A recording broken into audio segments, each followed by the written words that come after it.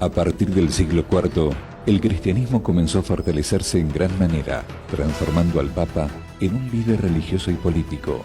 En el libro de Daniel, la Biblia ya presentaba que esto sucedería, pero que su dominio no sería para siempre. ¿Qué profecía bíblica presentaba el liderazgo de la Iglesia romana en la Edad Media? ¿Qué otra importante profecía también se estaba cumpliendo? Durante este periodo, ¿cómo el estudio del libro de Daniel y Apocalipsis ayudó a que el cristianismo del siglo XIX volviera a observar el séptimo día? En búsqueda de respuestas, aquí comienza Evidencias.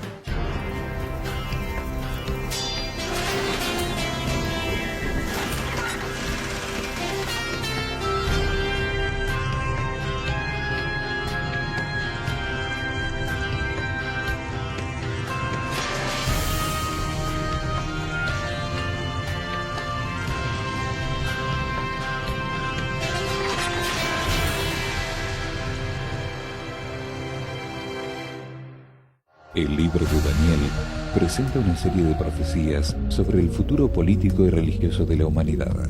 Cómo estas profecías precedían al dominio de la Iglesia romana durante la Edad Media.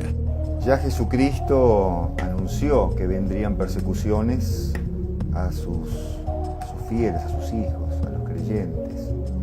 Pero Pablo, el apóstol Pablo, en la segunda carta a los tesalonicenses, en el capítulo 2, y versículo 3, dice que nadie os engañe de ninguna manera, porque el Señor Jesús no vendrá antes que venga la apostasía y se manifieste el hombre de pecado, el hijo de perdición, el cual se opone y se levanta contra todo lo que se llama Dios o es objeto de culto, tanto que se sienta en el templo de Dios como Dios, haciéndose pasar por Dios.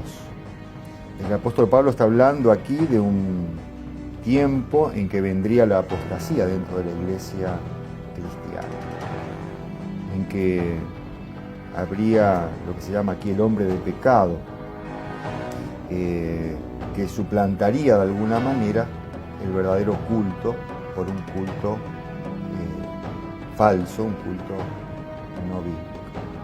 En el libro de Daniel, en el capítulo 2, aparece una profecía que se va ampliando y detallando en Daniel capítulo 7, en Daniel capítulo 8, en Daniel capítulo 9 y así sucesivamente. En el capítulo 7, versículo 20 del libro de Daniel se habla de 10 cuernos o 10 poderes que se levantarían del imperio romano, y se habla de un cuerno que se lo llama pequeño, que luego creció, que perseguiría al verdadero pueblo de Dios. Nosotros sabemos que la profecía menciona los 1260 días como un periodo donde se levantaría un poder religioso combinado con un poder político. Así que es un poder religioso político. El cambio de la Roma pagana a la Roma papal ya había sido advertido en Daniel 7:25, donde se presenta que se tratarían de cambiar los tiempos y la ley. Una referencia exacta a los cambios en cuanto al decálogo, específicamente el sábado bíblico. Durante la Edad Media, grupos cristianos se levantaron en oposición a la Iglesia romana. Muchos fueron perseguidos y muertos por la Inquisición. Aún así, al aproximarse el cumplimiento de la profecía, los llamados cristianos herejes parecían estar cada vez más listos para separarse oficialmente de la Iglesia romana y practicar las doctrinas que preservaban. La observancia del séptimo día, sábado, permaneció como una flama, en algunas ocasiones un pábilo casi apagándose, pero continuó brillando aún en Europa. En el caso de los valdenses, ellos tuvieron la oportunidad de diseminar la observancia del sábado. Estos insabati fueron condenados en Italia, en Francia y hasta en España porque la influencia de ellos corrió toda Europa. Por esa razón tenemos evidencia de que estos cristianos mantuvieron la llama de la verdad. Es durante la Reforma donde hay una reacción en contra de lo que es católico, en contra de las tradiciones, incluyendo todas las festividades que había de santos y festividades que tienen que ver con costumbres paganas. Aquellas personas o comunidades que estuvieron guardando no solamente el sábado, sino el resto de los mandamientos de Dios en la clandestinidad, con el inicio del movimiento de la Reforma, fueron surgiendo a la luz. De ahí empiezan a surgir individuos, después grupos, dentro de diferentes países europeos, que comienzan a darse cuenta que el sábado realmente es el día del Señor. El mismo Lutero tuvo que reconocer que bíblicamente es irrefutable la verdad del sábado. Luego, con argumentos que no son tan bíblicos, sino con presuposiciones filosóficas impuestas a la Biblia, se trató de establecer entonces que el domingo era el día de reposo. También podemos ver trazos de esta reforma tomando nuevamente la verdad del sábado y poco a poco como una flama, no apareciendo de nuevo o ex nihilo, sino como a poco va acrecentándose la luz en la Reforma en los países del este de Europa. Allá con Rico Zwinglio tenemos grupos que comienzan a retomar la verdad del sábado. Entre los anabaptistas, esta reforma radical, como se le llaman a ellos, tenemos algunos grupos que comienzan a guardar el sábado. Lo mismo está sucediendo en las Islas Británicas, donde también teníamos grupos que anteriormente habían guardado el sábado, la herencia de San Patricio, de Colombo y demás, que especialmente en el área de Escocia, todavía ellos guardaban la verdad del sábado. Por ejemplo, los armenios decidieron reconocer que no hay un tal fatalismo como dice el calvinismo, una doble predestinación, unos para vida y otros para muerte, sino que el plan de salvación es para todo aquel que cree realmente, sin excepción de persona. Se empezó a enfatizar Mateo capítulo 7, cuando Jesús habla de la parábola de la casa edificada en la piedra y no en la arena.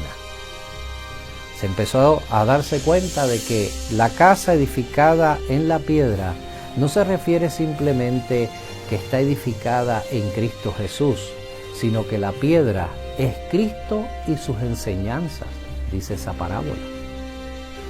Así que empezaron a analizar que dentro de las enseñanzas de Jesús estaba la observancia del sábado y que esto no fue cambiado ni por él ni por sus apóstoles. Los siglos XV y XVI fueron sumamente importantes para los cristianos descendientes de la Reforma y de los grupos sabatistas europeos. El descubrimiento del nuevo continente permitió que escaparan de la Inquisición y también que predicaran libremente las verdades que defendían. La persecución en Europa fue terrible, devastadora. Hubieron masacres, supuestamente, en nombre de la fe. Pero fueron masacres en nombre del dogma, en nombre de la observancia del domingo. La intolerancia religiosa se hizo insoportable. Así que empezaron las personas a considerar, tanto los holandeses como los italianos y de otras partes de Europa, el salir de Europa a buscar una nueva oportunidad, un nuevo comienzo. Es así como el movimiento de reforma se trajo hasta América, y muchos de estos que venían traían la enseñanza del sábado como el verdadero día de reposo, y esto se fue extendiendo en las colonias británicas de Norteamérica. La iglesia de Inglaterra se había separado de la iglesia papal por Enrique VIII. Ahora tenemos a un rey el cual no tenía mucha simpatía ni por los papistas, los católicos que todavía vivían en Inglaterra, tampoco por los presbiterianos o los puritanos o los mismos anglicanos, porque había estos juegos de poder allí en la corte inglesa durante el siglo XVII. Pero estos puritanos querían tener un énfasis especial en la observancia del sábado. Pero el sábado, interpretándolo, haciendo una teología de transferencia al domingo. Ellos consideraban que la gente estaba siendo muy laxa en la forma en que guardaban el domingo y que ellos querían imponer de forma civil que el Estado interviniera en la observancia correcta del sábado, hablando del domingo, el primer día de la semana. Sin embargo, entre ellos había algunos puritanos que habían redescubierto la verdad del sábado y ellos querían tener el sábado en el séptimo día, como Dios lo había establecido. Este grupo tiene que huir. Ellos son perseguidos en el mismo suelo inglés. Y después de ellos haber sido perseguidos, son parte de estos grupos puritanos los que llegan hasta el Nuevo Mundo, a las colonias británicas en la parte este de los Estados Unidos, de lo que hoy tenemos como los Estados Unidos de Norteamérica. Y allí, en las colonias, ellos quieren impulsar y proponer de que se observe el sábado de una forma absoluta, civilmente, con castigos como los que ellos habían estado sufriendo mientras habían sido perseguidos, mientras habían tenido que huir a Holanda, a los Países Bajos y después regresar. Pero ahora querían imponérselos a aquellos que no estaban guardando el sábado. Pero afortunadamente, entre ellos también teníamos personas que conocían del sábado bíblico. Es en el 1664 que Stephen Mumford llega a Rhode Island juntamente con los bautistas del séptimo día. Son estos bautistas del séptimo día los que proclaman un día de ayuno y oración, el 1 de noviembre de 1843. En ese año ellos querían proclamar de forma especial la verdad del sábado. Son estos hombres y mujeres de Dios los cuales preparan el preámbulo para la diseminación de la verdad del sábado en el Nuevo Mundo.